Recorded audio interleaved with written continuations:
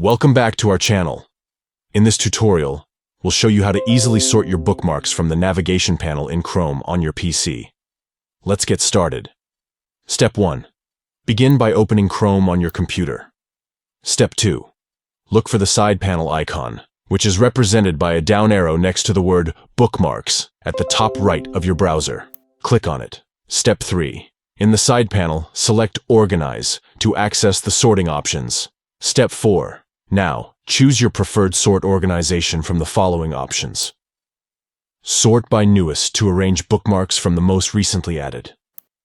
Sort by oldest to arrange bookmarks from the least recently added. Sort by last opened to arrange bookmarks based on the last time they were accessed. Sort by A to Z to arrange bookmarks in alphabetical order. Sort by Z to A to arrange bookmarks in reverse alphabetical order. By following these simple steps, you can easily organize and find your bookmarks with just a few clicks. If you found this tutorial helpful, please give this video a thumbs up and subscribe to our channel for more useful tips and tricks. Thanks for watching and happy bookmarking.